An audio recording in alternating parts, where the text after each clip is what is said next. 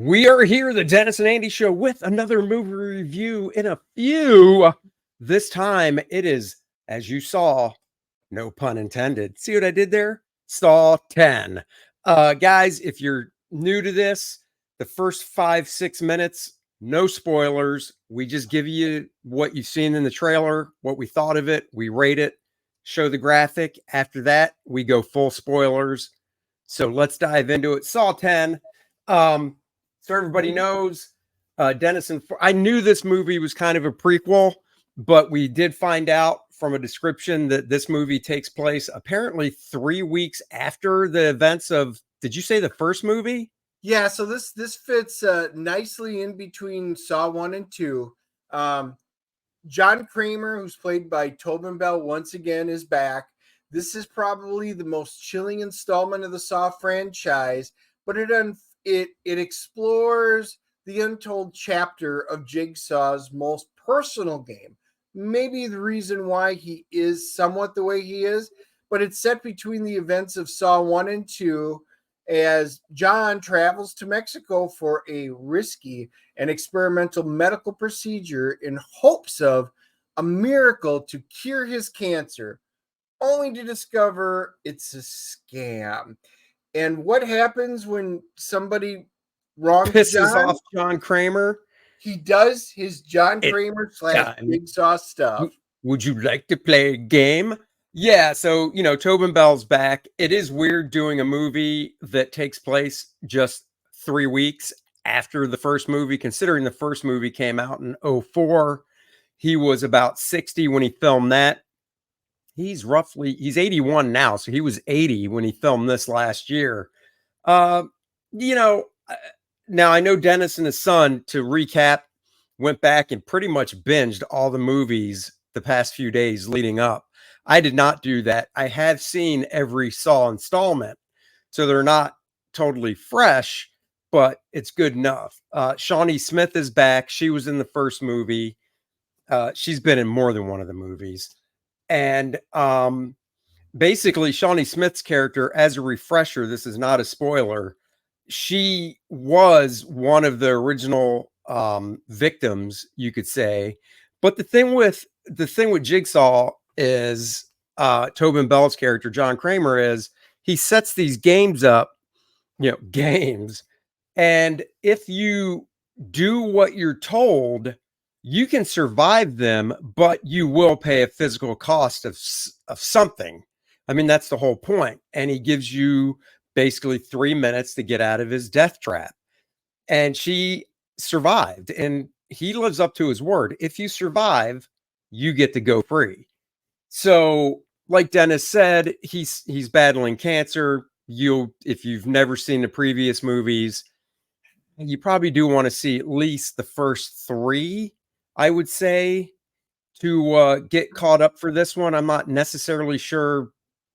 No, 5 through I 9. agree. After seeing them, it helps because there's those moments when Amanda first appears and you're like, hey, if you've never seen any of the other ones, you don't need to. That is the cool thing about this, because it is, for the first time, a straightforward John Kramer story where he's actually the focus of the story versus just the villainous bad guy in the background where, he's setting everything up.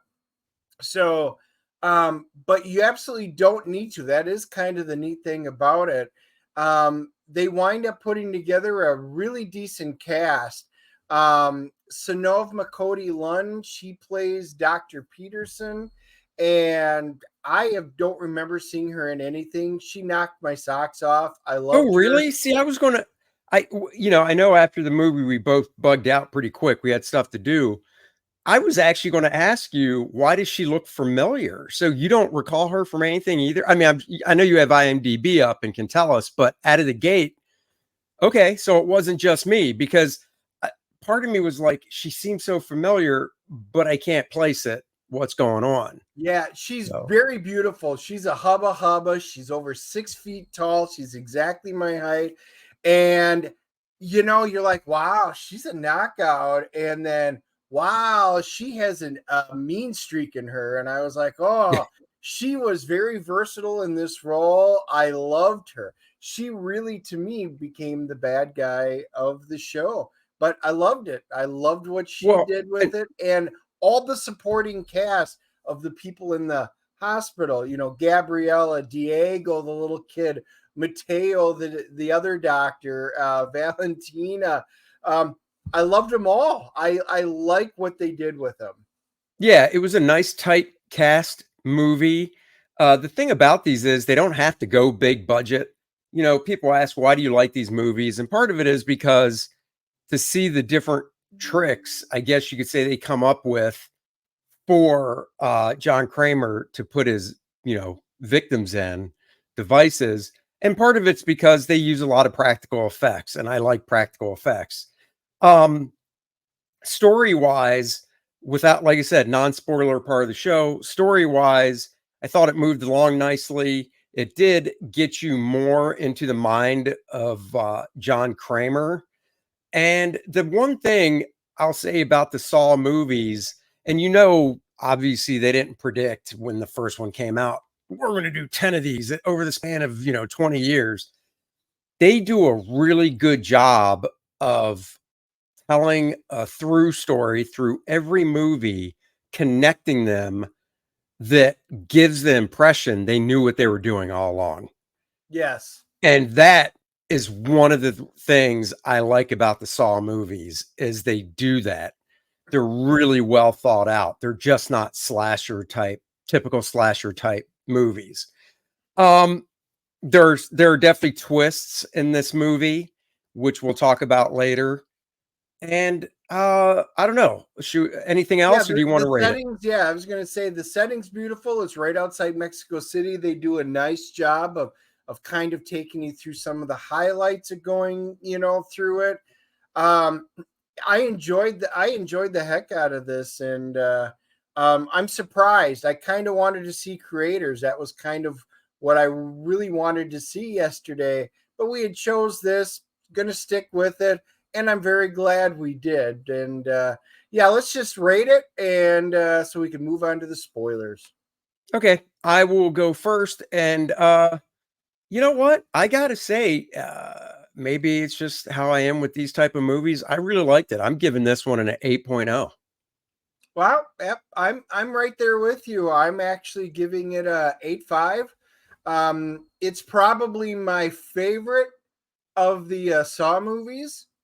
Other You than said the an original. 8.5. Wow. Other than the original. I was gonna say that one is still my favorite, but yeah. Yep, I'm 8.5. Loved it to death. Wow. That is, I gotta be honest. I didn't expect you to go that high. I thought when I said an 8, you'd probably come in 7.5 or maybe at 8, but kudos. I went in this kind of with the perceived notion after just watching the other ones.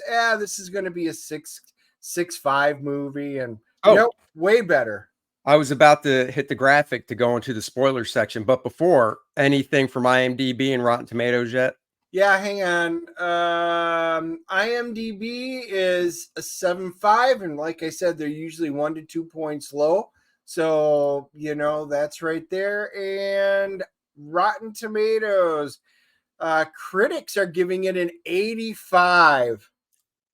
No Wow. audience score once again. So Damn. I We think are something's right going there. on with Rotten Tomatoes, that they're not posting any of the audience score, and I know the audience people have been doing it. So whatever their reason, but well, we'll have to find out later. But anyway, the critics actually agree with us.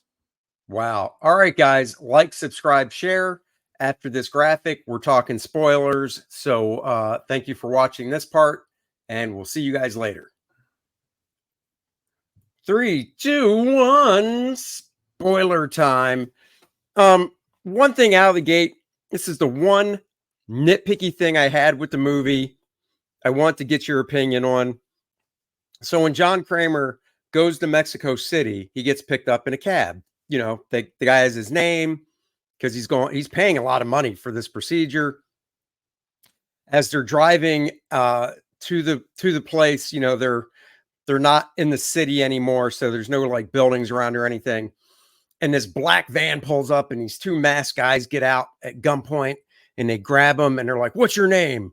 And he's like, "John Kramer." And he's like, "Say it again," or "What's your name?" "John Kramer." And they put him in the van, and you come to realize that they take him to this place to have the procedure done. And the doctor there, the 6 foot tall actress Dennis was ogling over, explains that they have to go through these security type procedures because, big pharma's after them, because, they're trying to cure cancer and all this. And of course, big pharma would never want that because of the money, blah, blah, blah. Okay. So that's all fine and dandy. My question is, after the procedure, John Kramer wants to go back because he wakes up in some rehabilitation place that's not on the grounds of where he had the procedure.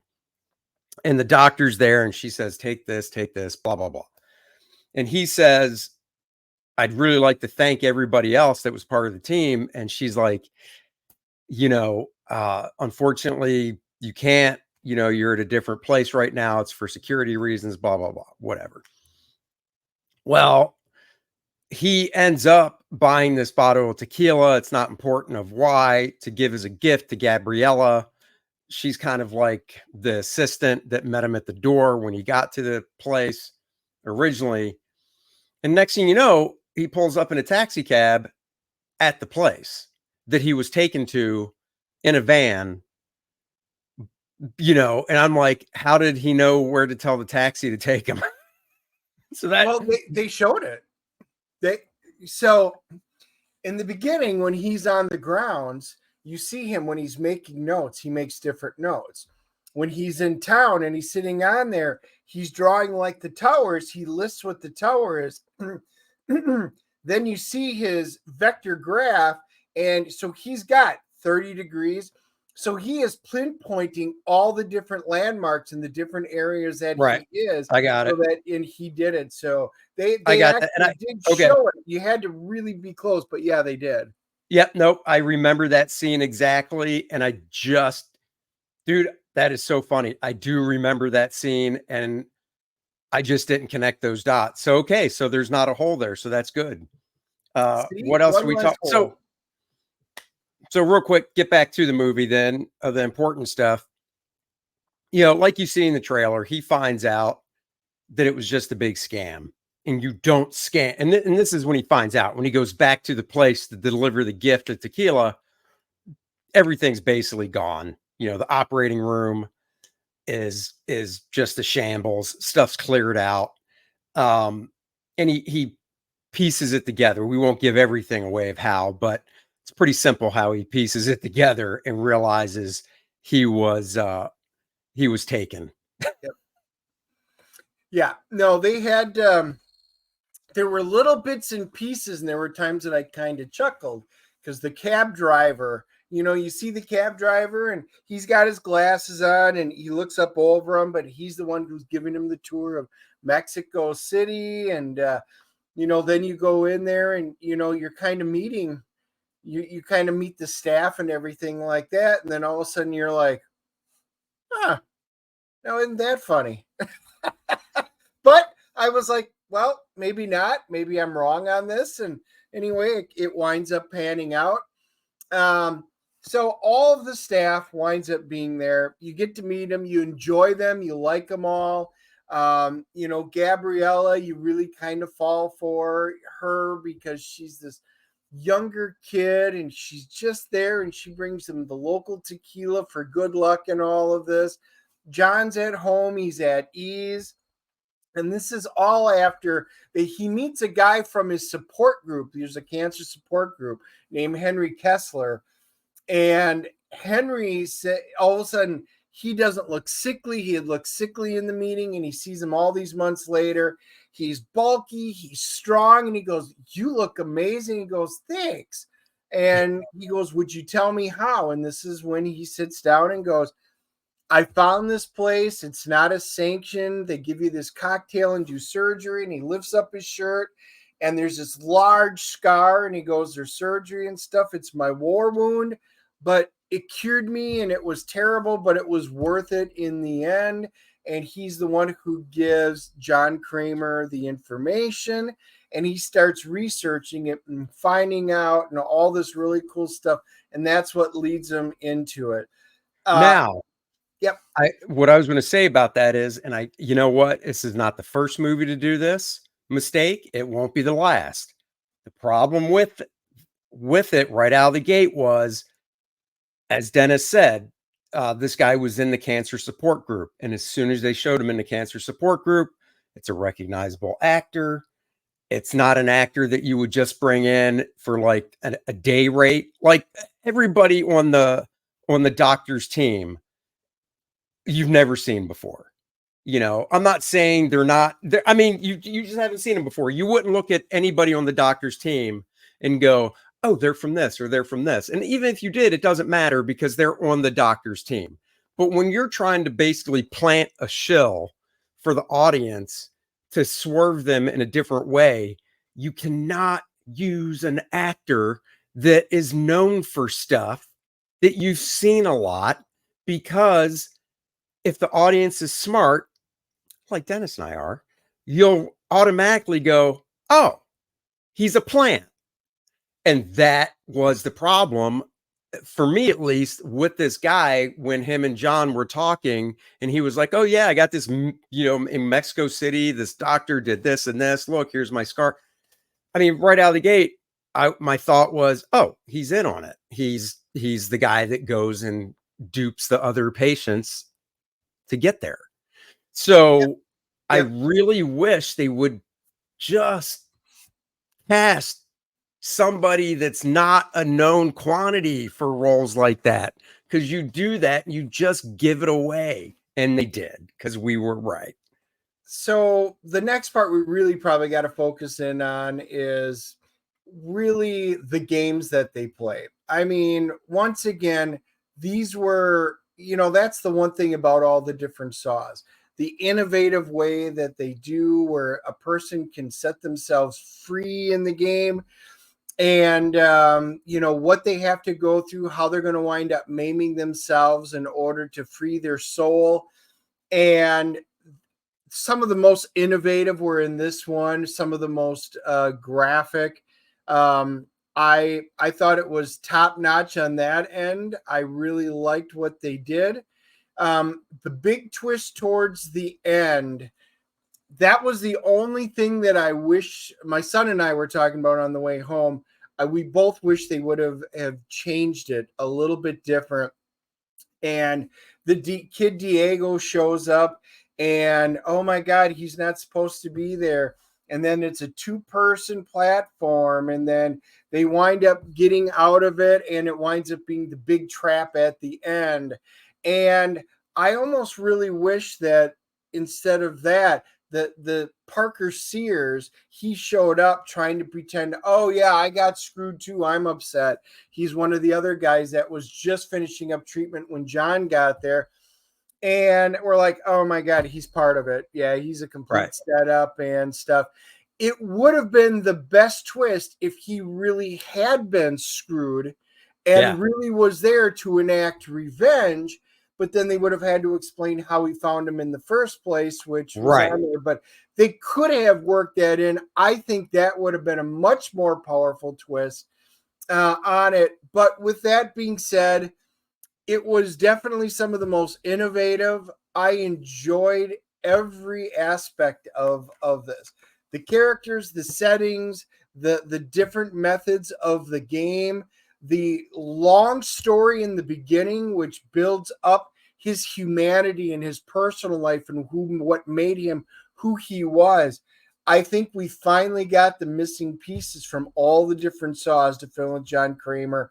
Few nitpicky points, a few things I would have liked to have seen, but overall, this movie was highly enjoyable. And if you're a Saw fan, it's a must-see.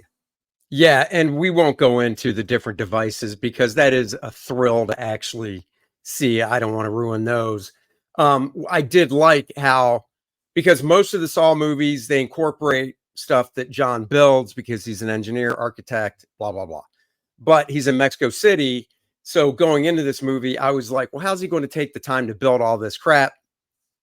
They did a very inventive way of getting around that.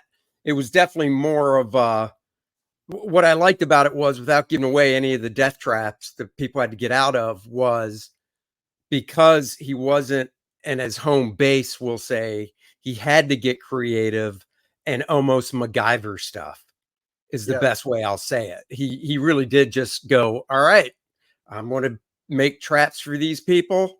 What I got laying around to MacGyver stuff together in a short period of time. You know, I agree with Dennis. If you like the Saw franchise, definitely check it out. If you have the time, you don't need to binge all 9 movies to see this. Once again, if I had the time, I would have liked to have probably refreshed with 1, 2, and 3. So if you can, do that. If you can't, don't worry. They do a good job with it. Shawnee Smith was great. So there you go. And you know, guys, what else is great is big news. Kor-Drath The Reckoning has hit $92,000. No, your eyes aren't deceiving you. It says 87,288, but the other campaign raised 4,761. You add those together, we're over $92,000, trucking towards the $100,000 stretch goal of the Bud Root 4-page story. They're on the campaign page, but I can show them here a little bigger. That is page 1. That is page 2 and 3. It's just a 4-page Lilith story, so there's no spoiler, so we can show them all. This is 2 and 3, Colors in Progress by the phenomenal Dan Lawless. And to whet your appetite, this is the layout Bud is inking now for page 4. Nice ending splash page of the vivacious Lilith. The nice thing is, later today, I should have a shot of the inks to show you guys, and then we can get the 4 pages up for sale on the Indiegogo campaign. We've been talking about this campaign for a year. If you haven't backed it yet, you want to get on it. It will be coming down in October so we can get it to the printer. We do extremely want to get this to 100,000 to add the 4 pages by Bud Root. First time he's done sequential art in over a decade. And it's like they say, getting on a bike. Once you've ridden one, it's like getting right back on it. It's like he hasn't missed a beat in sequential art. There's great perks available still. This original sketch cover I did of Kor-Drath telling Conan what's up is available still. And the t-shirts and beanies are gone, unfortunately, but you can back the book. You can pick all the covers, or on checkout, you can mix and match whatever covers you want if you only want 1 or 2. Why is that showing? I don't know. Anyhow, thank you for joining us. The link is in the description below. We want you to go check it out and peruse it and scroll through it at your leisure. Read the first 8 pages. There's a link you can click on to take you to Kor-Drath.com to read pages 1 through 11. And there are some items in the Kor-Drath store that you can buy, like a frosted Kor-Drath mug to drink your favorite beverage out of. Mine's in the freezer right now. A Kor-Drath circular mouse pad, or a koozie if you just want to get something to keep your bottle or can nice and chilly. So guys, go check out that stuff, and we will be back next week with a guest that we'll announce later. So until then, everybody, thank you for joining us, and we'll catch you next time. Bye bye, everybody.